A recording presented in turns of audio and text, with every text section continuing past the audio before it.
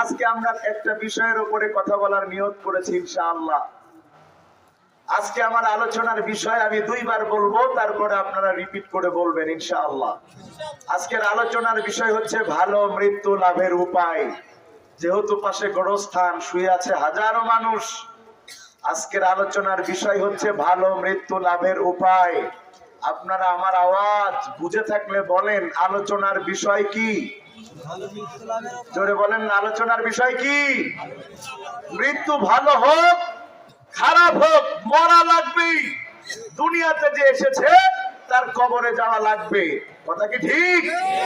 যদি কেউ পাঁচতলায় থাকে সেও মরবে, যদি কেউ গাছতলায় থাকে সেও মরবে, হাজার কোটি টাকার মালিক সেও মরবে, যার খাবার জুটে না সেও মরবে।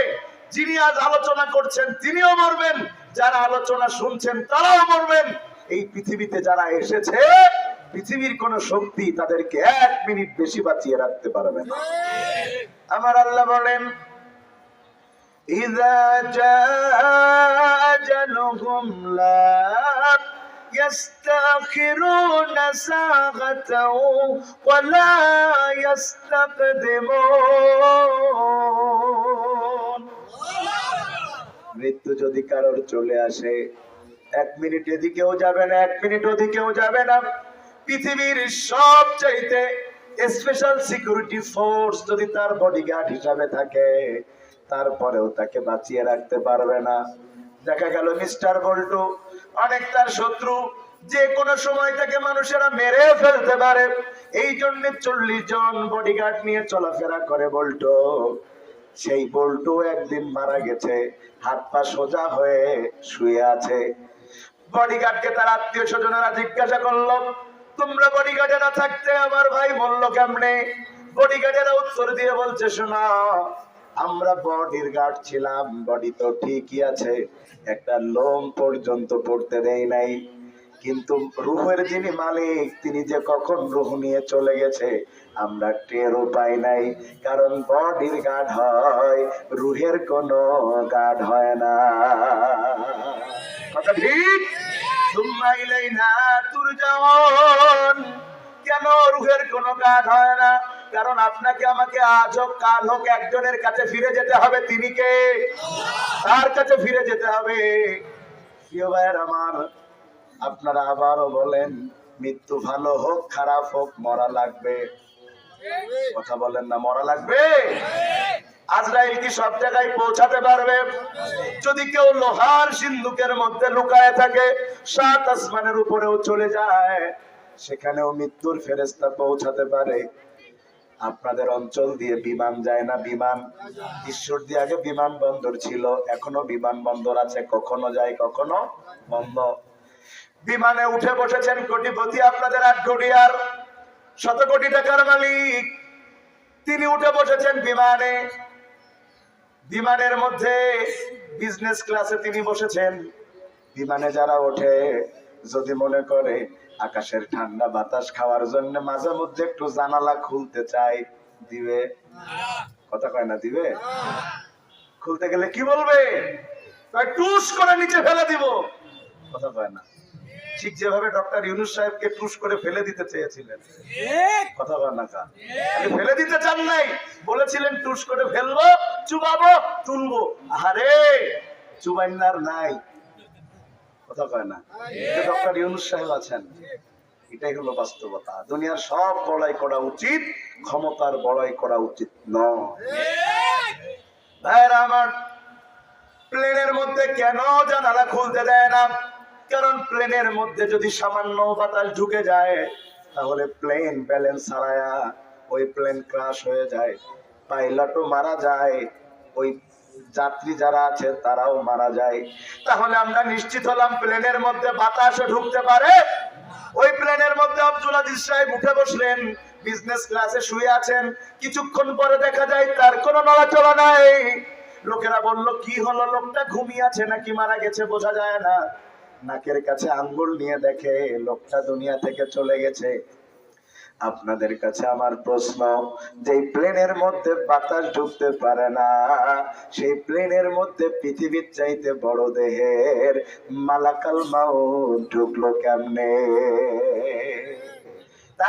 বোঝা যায় বান্দা যত সুরক্ষিত দুর্গের মধ্যে থাক, বান্দার মরা লাগবেই। মরা যেহেতু লাগবেই, আওয়াজ দিয়ে বলেন ভালো মরণ চান না খারাপ মরণ চান? সবাই বলেন কি মরণ? ভালো মরণ চাই। তবে দুনিয়াতে সবাই ভালো মরণ পায় না। কিছু মানুষ মারা গেলে মানুষ তার জন্য পাগলের মতো কাঁদতে থাকে। কিছু মানুষ আছে যারা মারা গেলে মানুষ তাদের জন্য হাত তুলে দোয়া করতে থাকে। তাদের জানাজায় যাওয়ার জন্য মানুষ জেল খাটতে রাজি, তাও জানাজা ছাড়তে রাজি না। কথা ঠিক। যেমন আল্লামা সাঈদীর জানাজায় বাধা দিয়েছে জালেমেরা। মোড়ে মোড়ে গাড়ি ভাঙচুর করেছে, আমার গাড়ি, পিছনের গাড়ি সব ভাঙচুর করছে। কি যে অবস্থা, কতজনকে মামলা দিয়ে ধরে নিয়ে গেছে। তারপরেও কেন মানুষ আল্লামা সাঈদীর জানাজায় গেছে? কারণ একটাই নিশ্চিত ভাবে বলা যায়, আল্লামা সাঈদী ভালো মানুষ ছিল। কথা ঠিক। আবার এই সমাজে কিছু মানুষ আছে যারা মারা গেলে মানুষ তো কোনো কষ্ট পায় না, বরং দুষ্ট পোলাপাইনে পোস্ট দেয় একটা উইকেট পড়িয়েছে। কথা পায় না, মনে হচ্ছে সাকিব আল হাসান 6 মারতে যে আউট হয়ে গেছে। উইকেট পড়লো কেমনে? কারণ মানুষ ওকে মানুষ হিসাবে গণ্য করেনি। কিশোরের ভাইরা কি জেতা আছেন না মরে গেছেন? আওয়াজ দেন তো নারায়ে তাকবীর। এই সমাজে কিছু মানুষ আছে যাদের চরিত্র কুত্তার চাইতে খারাপ। মানুষ কুকুর মারা গেলে কষ্ট পায়, কিন্তু কিছু দুই পেয়ে মানুষ আছে কুত্তার চাইতে খারাপ, এরা মরে গেলে মানুষ কষ্ট পায় না। এখন আপনি মারা গেলে দোয়া চান নাকি বদদোয়া চান? যদি দোয়া চান তাহলে ভালো মরণ লাগবে। ও পাবনাবাসী, খুব মন দিয়ে আমার কথা শুনেন আপনারা। আজকে এই পৃথিবীতে যত মানুষ এসেছে, যত মানুষ আছে, যত মানুষ আসবে, সব মানুষের মধ্যে সেরা কে? সবাই বলেন মুহাম্মাদুর রাসূলুল্লাহ। যার চাইতে কোনো ভালো মানুষ পৃথিবীতে আর আসবে? হযরত আয়েশা বলছেন, আনতা রাজুলুন গুফিরা লাহু মিন জামবিহি তাকাদ্দামা তাআখার। ও নবী, আপনি তো এমন মানুষ যার আগেও কোনো গুনাহ নাই, পরেও গুনাহ করার কোনো সুযোগ নাই। নবী হলেন মাসুম। নবীর দোষ ত্রুটি যদি কেউ ধরে, বেঈমান হয়ে মরে যাবে। ভালো বুঝেন, ভালো করে বুঝেন। যেই নবীর আগেও গুনাহ নাই, পরেও গুনাহ নাই, তিনি খালি জান্নাতে যাবেন তাই না, আল্লাহর অর্ডারে আপনাকে আমাকে সুপারিশ করে জান্নাতে নিয়ে যাবেন। সুবহানাল্লাহ, জোরে বলেন না ভাই। সেই নবী পর্যন্ত প্রতিদিন সকাল সন্ধ্যা দোয়া করতেন, আল্লাহুম্মা ইন্নী আসআলুকা হুসনাল খাতিমা, আল্লাহুম্মা ইন্নী আসআলুকা হুসনাল খাতিমা। আল্লাহ তুমি আমারে ভালো মরণ দাও, আল্লাহ তুমি আমারে ভালো মরণ দাও। তাইলে বিশ্ব নবী যদি ভালো মরণ চাই, ও পাবনাবাসী, তোমার আমার ভালো মরণের দরকার আছে না? না, তাহলে আওয়াজ দিয়ে বলেন কি মরণ চাই? এবার আসেন, ভালো মরণ লাভের উপায় হলো 5টা। কয়টা? আওয়াজ মানি না, হাত উপরে তুলেন, নাড়া মারেন, বলেন ভালো মরণ লাভের উপায় কয়টা? আরো জোরে। জোর হলো না, জোরসে বলেন। কয়টা? 5টা। আমার কাছে যদি কেউ ভোটে দাঁড়াতো খুশি তো হইতো, কারণ 500 কোটি টাকা এক প্যাকেট বিরিয়ানি দিয়েও তো এত জোরে হয় না। বলেন ভালো মৃত্যু লাভের উপায় কয়টা? এবার একটা আঙ্গুল আকাশের দিকে তুলে দিয়ে বলেন 1 নাম্বার। বলেন বলেন বলেন 1 নাম্বার। ভালো মৃত্যু লাভের উপায় 1 নাম্বার।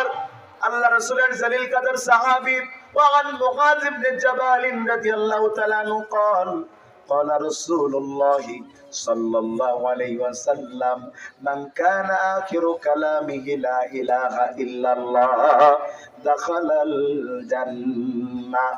আল্লাহ রাসূলের জলিল কদর সাহাবী নাম তার মুআয ইবনে জাবাল।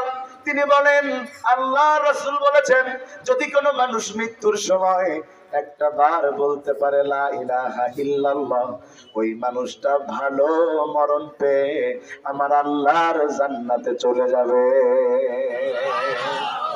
সুবহানাল্লাহ। জোরে হইছে, দেখছেন? আমি কিন্তু জোরে কই বলিনি, তাও জোরে হইছে কেন? কারণ এত সোজা যদি জান্নাত পাওয়া যায়, কি জানা জোরে সুবহানাল্লাহ কয়। আমার সাতক্ষীরার ভাষায় বলে অতরা গুড়াইছেন না।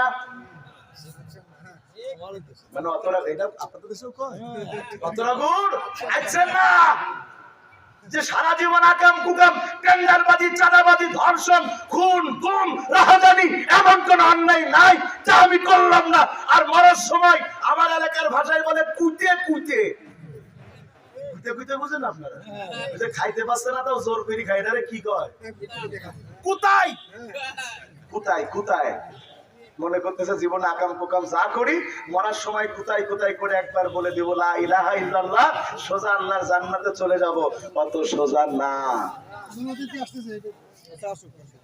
অত সোজা না আমার একটা কথা খুব মন দিয়ে আপনারা বুঝেন খুব মন দিয়ে বুঝেন যার জীবন ইসলাম দিয়ে চলে না সে চেষ্টা করলেও মরার সময় তার কালেমা জোটে না পুরো ওয়াজ না বুঝলেও এই একটা লাইন আপনারা বুঝেন যার জীবন ইসলাম দিয়ে চলে না তারপর মরার সময় ইমানের কালেমা জোটে যদিও জোটে কবুল হয় না যদিও জোটে কবুল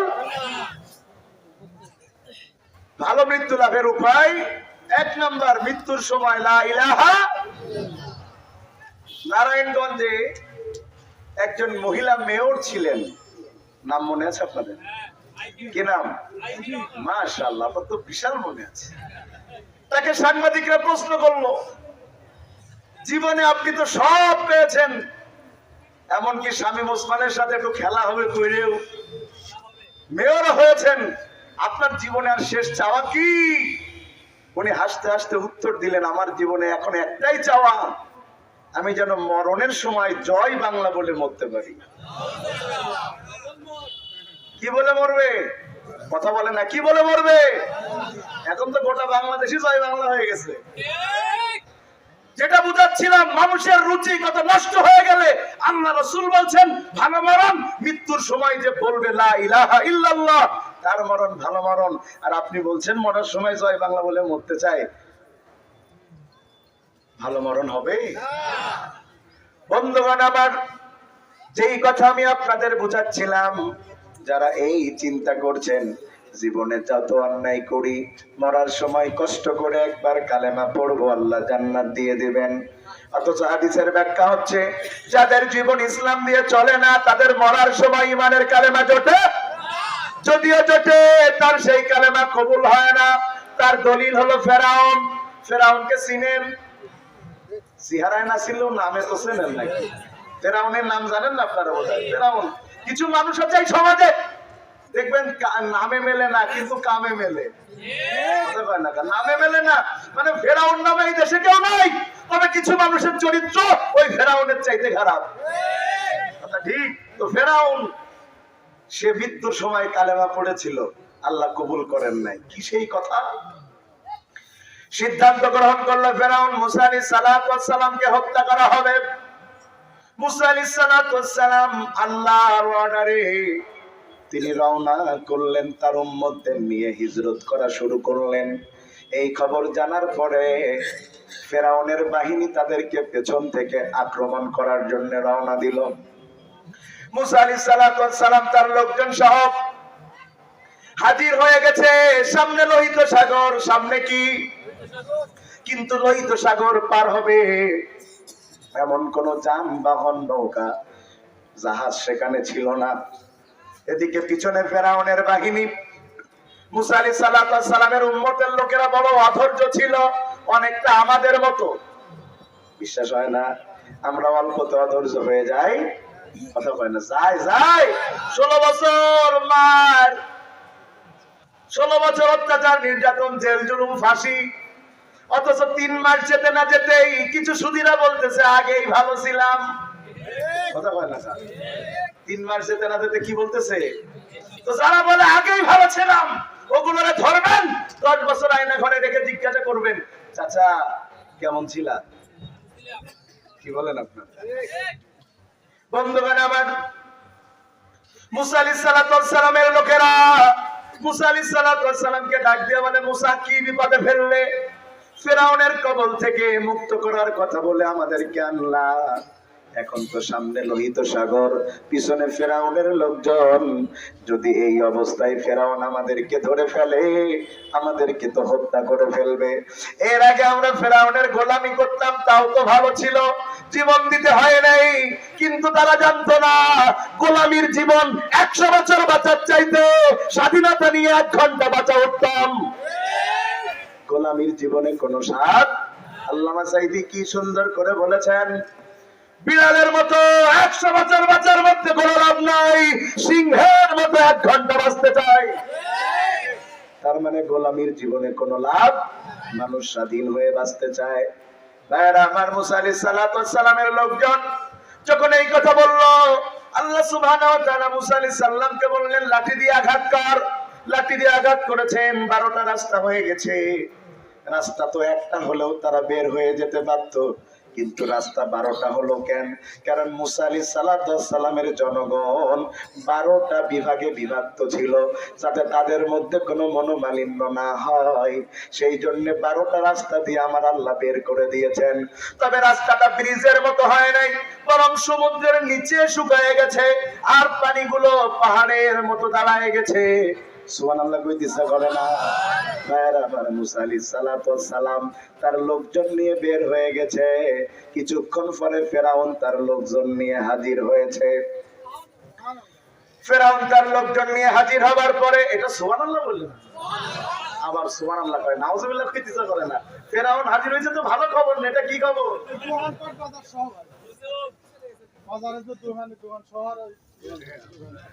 আচ্ছা, আমি শেষে বলবো, আপনারা লিখে রাখেন। কেবল শুরু করলাম তো।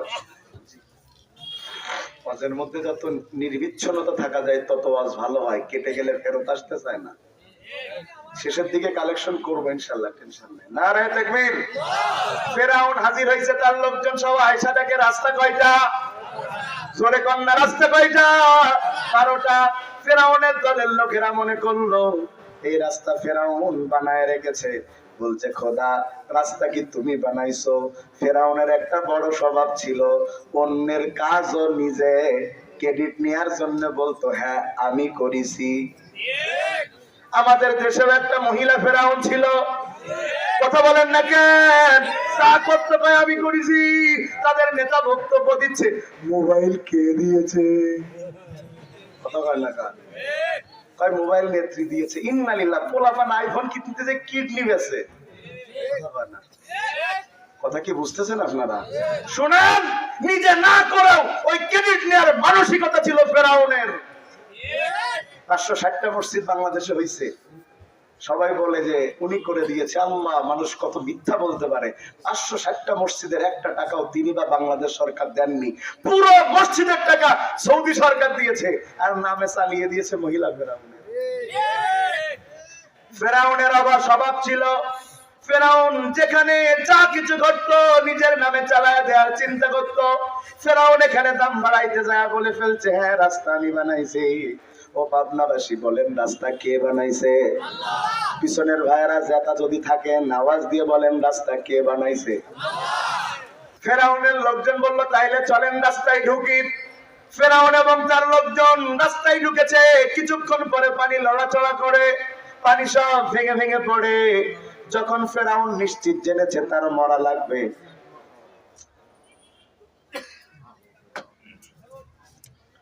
ফেরাউন যখন নিশ্চিত জেনেছে তার মরা লাগবে, ফেরাউন বড় বুদ্ধিমান রাজনীতিবিদ ছিল। বুদ্ধি কম থাকলে তো 1600 বছর ক্ষমতায় থাকতে পারতো না। 16 না, বলো 1600। কথা বলেন না? এবারে বুদ্ধি তো একেবারে খারাপ না। ফেরাউন যখন বুঝতে পেরেছে নিশ্চিত তার মরা লাগবে, যখন নিশ্চিত তার মৃত্যু সামনে চলে এসেছে, পানি ঢোক গিলে যে কোনো সময় ডুবে মারা যেতে পারে, তখন ফেরাউন এবার পড়তে শুরু করেছে, হাত্তা ইযা আদরাকাহুল গরক ক্বালা আমানতু আন্নাহু লা ইলাহা ইল্লাল্লাযী আমানাত বিহি বানু ইসরাঈল ওয়া আনা মিনাল মুসলিমিন। ফেরাউনের যখন গড়গড় করে পানি চায় আসে, যে কোনো সময় ফেরাউন মারা যেতে তখন সে বলছে আমি সে আল্লাহর পরে ঈমান আনলাম যে আল্লাহর পরে ঈমান এনেছে বনি ইসরাইলের লোকেরা, আর আমার চাইতে ভালো মুসলমান আর কেউ নাই। কে বলতেছে? সারা বছর হুজুর পিটিয়ে যদি ফেরাউন মুসলমান হয়, কথা হয় না। সারা বছর ফেরাউন হুজুর পিটাইছে, এক মুসা আলাইহিস সালাম যেন দুনিয়ায় আসতে না পারে সেই জন্য 25,000 পুত্র সন্তানকে হত্যা করেছে জন্মগ্রহণ করার পরেই। সে যদি নিজের মুসলমান দাবি করে তাহলে তো মুসলমান বাদ দিলে লোক থাকার কথা না। আমার আল্লাহ তাআলার কথাটা ভালো লাগে নাই। আমার আল্লাহ ডাকতে বলে আল্লাহ এখন কেন?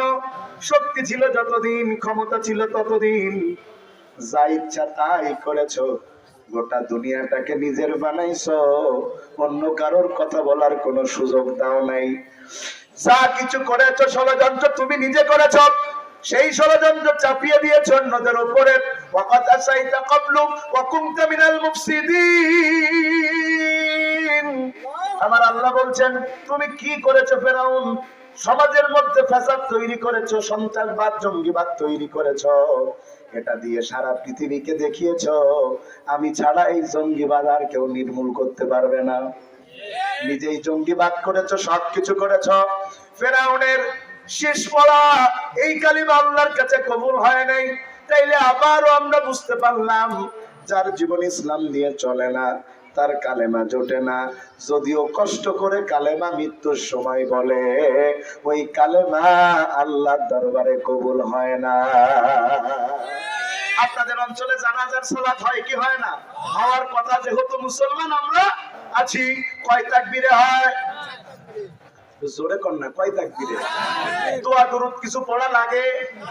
পড়েন তো না, আসেন তো চুপ করে বসে কয় একটা যাই তো ভেজাল ইমাম বললে চুপ করেছে হুজুর যা করে। তো আপনি পড়তে পারেন না, আপনি মারা গেলে আপনার জানাজায় যারা আসবে হেতারাও তো পড়তে জানে না, এজন্য শেখা লাগবে। 4 তাকবীরের সাথে জানাজার সালাত পড়ি। শেষ তাকবীরের আগে একটা দোয়া আমার বেনাপোলে পড়ে, আপনাদের এখানেও পড়ে কিনা দেখেন তো মিলে কিনা। اللهم اغفر لحينا وميتنا وشاهدنا وغائبنا وصغيرنا وكبيرنا وذكرنا وأنثانا اللهم من أحييته منا فأحيه على الإسلام ومن توفيته منا فتوفه على الإيمان الله أكبر। এই যে শেষের অংশে কি পড়লেন? অনেকে তো দোয়া জানেই না, অনেকে যারা জানে অর্থ জানে না। কি পড়লাম? আল্লাহুম্মা মান আহইয়াইতাহু মিন্না ফাহিহি আলাল ইসলাম।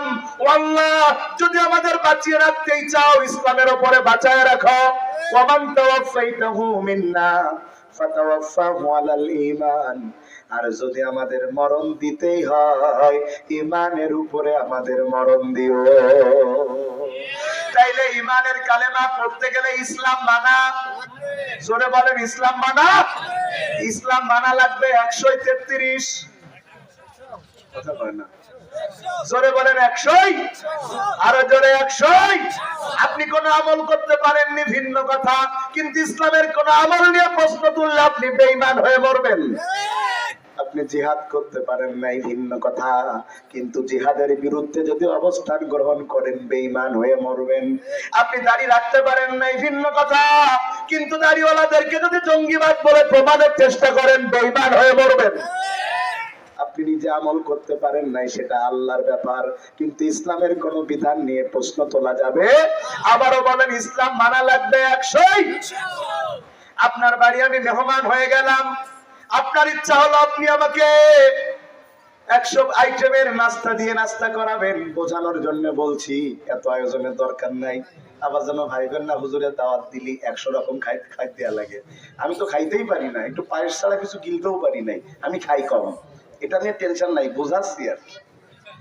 ধরে নেন এটা একটা নাস্তার প্লেট, কি এর প্লেট? এই কিন্তু অঙ্ক করার মতো মনে করুন, ধরে নেন বলে যাবে আর কইয়ের নামে হুজুর মিথ্যে কথা করছে। আমাদের হুজুরদের তো ওয়াজ করা এখন খুব বিপদ, আর অনলাইনের যুগে আরো বিপদ। কি কখন বলে ফেলি, একটু মাঝখান থেকে কাটিং করে এমন জায়গায় জোড়া লাগাই দেবে। কথা বলেন না, কালকেই বলছিলাম যে এক হুজুর ওয়াজ করতেছে, এক মাহফিলে যায় আলেমদের মর্যাদা বলতেছে, হুজুর বলতেছে যদি কোনো এলাকার গোরস্থানে একটা আলেমকে কবর দেয়া যায়, তাহলে ওই গোরস্থানের সব কবরবাসীর গুনাহ মাফ। এই ওয়াজ শুনে সবাই তো সুবহানাল্লাহ আলহামদুলিল্লাহ বলেছে।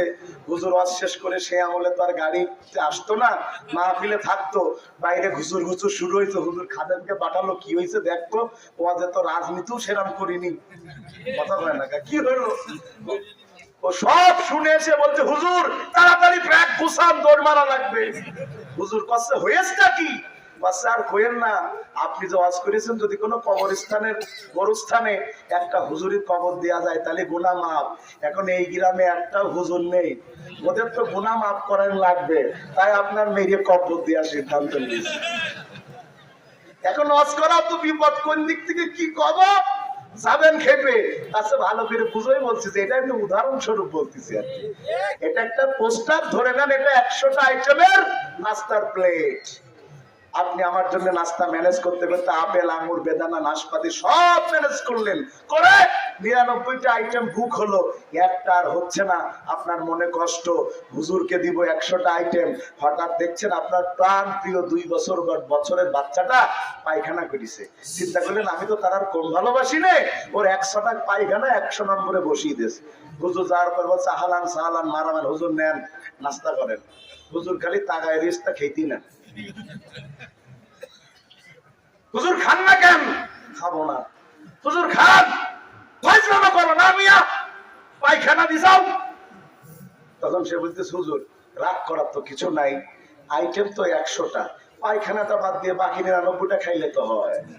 হুজুর তখন বলছে ভাই, যেই প্লেটে পায়খানা থাকে দুনিয়ার সর্বোচ্চ সুস্বাদু খাবার দিলেও কোন রুচিশীল মানুষ পায়খানার প্লেটের কোন খাবার গ্রহণ করতে পারে না। আপনি আল্লাহর দরবারে আমলের প্লেট সাজিয়েছেন, নামাজ রোজা হজ যাকাত তাসবিহ তাহলিল সাদাকা, এমন কোন আমল নাই যে আমল আপনি সাজান নাই। 99টা পরিপূর্ণ করেছেন, কিন্তু 100 নম্বরে মানুষের পায়খানার চাইতে খারাপ, মানুষের পায়খানার চাইতে খারাপ। সেটা কি? আল্লাহর দ্বীন ইসলামকে বাদ দিয়া মানব রচিত দ্বীন প্রতিষ্ঠার আন্দোলন করেছেন। এই পায়খানা মার্কা আমল নিয়ে আল্লাহর দরবারে গেলে জান্নাতে পৌঁছানো সম্ভব নয়।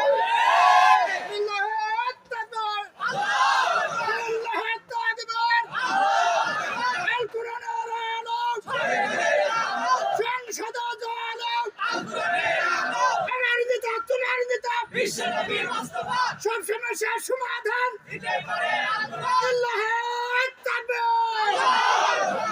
এই মাহফিলে সবচেয়ে যুবক তো চাচা।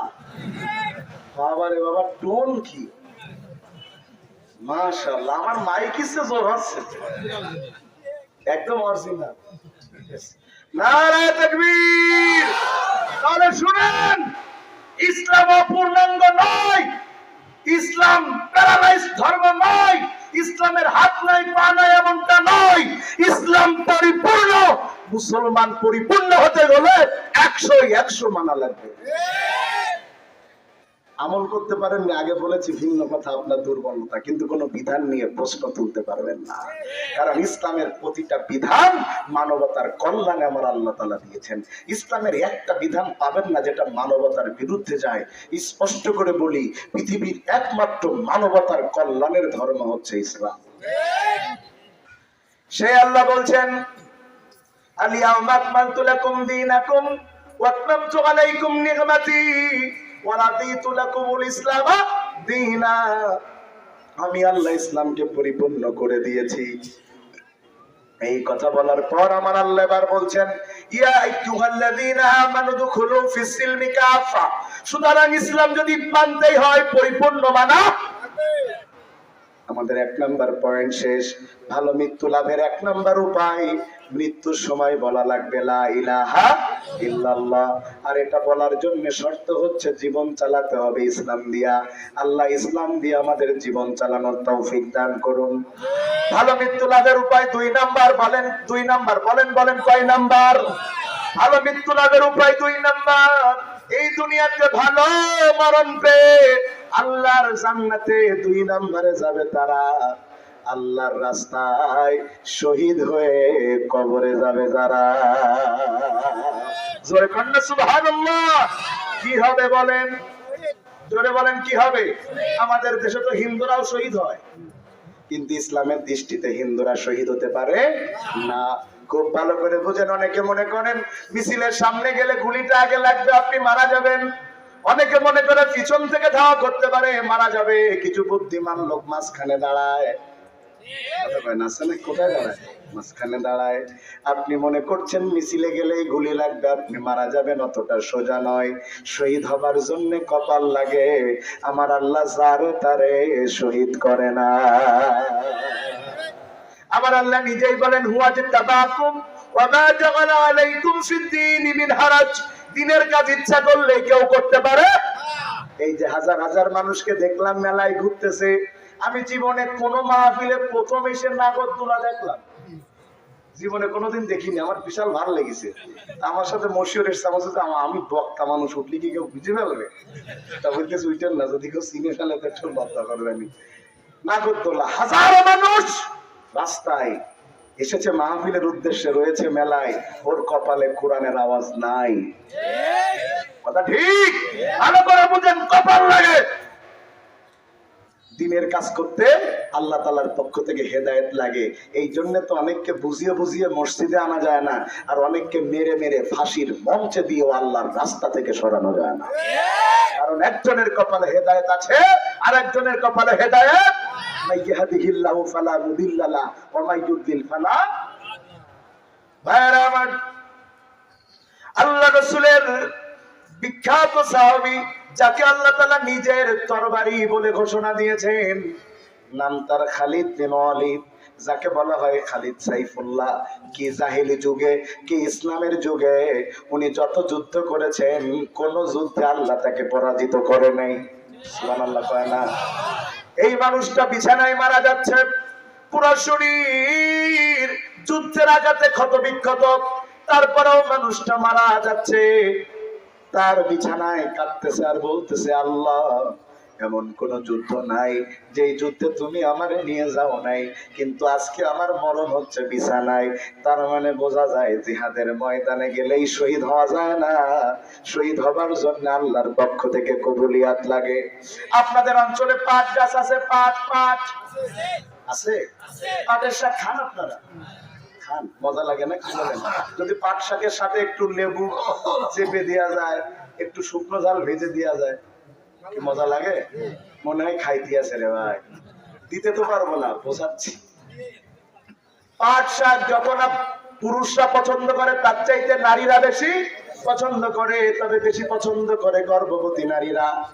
একটা গর্ভবতী নারী তার বাড়ির একটা ছোট বাচ্চাকে পাঠালো পাট গাছের পাতা আনতে, শাক করে তিনি খাবেন। ছোট বাচ্চাটা তো বোঝে না, চলে গেছে। যা চিন্তা করতেছে, শাক যখন রানবে তাইলে বড় বড় পাকা পাতা নেই। কথা মনে হয় বুঝে নাই রে। বড় বড় পাকা পাতা নিয়েছে, তার মধ্যে আবার ফুটো। আপনারা ফুটো বলেন না ছিদ্র বলেন? কথা কয় না? কি কর? ছিদ্র। ছিদ্র হয় কেমনে? পোকায় ছিদ্র করেছে। আমাদের দেশে দুইটা জিনিস খুব ছিদ্র পাওয়া যায়, একটা পাতা আর একটা টাকা। তো পাতা নাই, পোকায় ছিদ্র করলো। টাকা ছিদ্র করলো কারা? পোলা পাইনে ব্যঞ্জন খায় আর বিড়ি পরিয়ে টাকা ফুটো হয়ে যায়। কথা কয় না কান?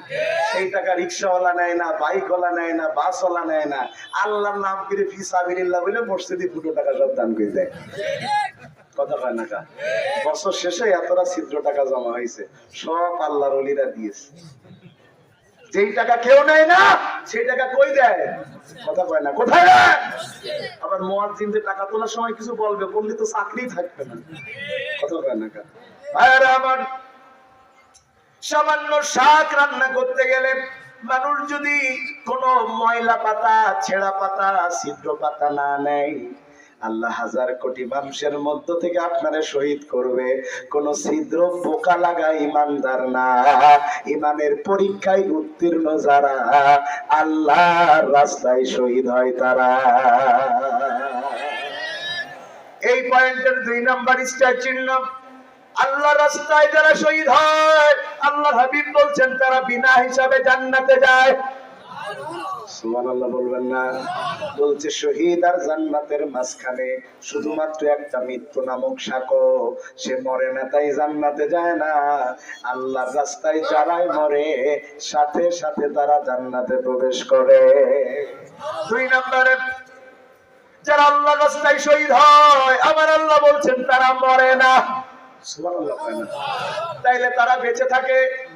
তবে আমাদের দেশের মানুষের জীবন্ত মানুষের চাইতে মরা মানুষের ক্ষমতা বেশি। বিশ্বাস করেন না মনে? বোঝেনি বোধহয় রে। 12 সালে মরে গিয়েছে আব্দুল গফুর। কয় সালে? কত পায় না? 22 সালের বোমা মারা মামলার প্রথম আসামি কবরতে বোম মেরেছে। তাহলে মরা মানুষের পাওয়ার নেই মনে হয়, কবরতে বোম মারছে। কথা কয় না? কথা ঠিক। আরো পাওয়ার আছে। বগুড়ায় গিয়েছি ওয়াজ করতে, আব্দুল বারি ভাই আমার একটা পত্রিকা দেখাচ্ছে। আয় হায়, পত্রিকায় সুন্দর করে লেখা রয়েছে 40 জন মরা মানুষ 400 কেজি কাঁচা চাল খেয়ে ফেলি। বোঝেনি? 40 জন মরা মানুষ 400 কেজি কাঁচা চাল খেয়ে ফেলি। আমি চিন্তা করলাম এই ঘটনা কি সত্যি? তার মধ্যে ভিতরে ঢোকেন, আরে ভিতরে ঢুকে দেখলাম 40 জন মরা মানুষের নামে 10 কেজি করে চাল তুলে জীবন্ত মরারা খেয়ে ফেলিছে।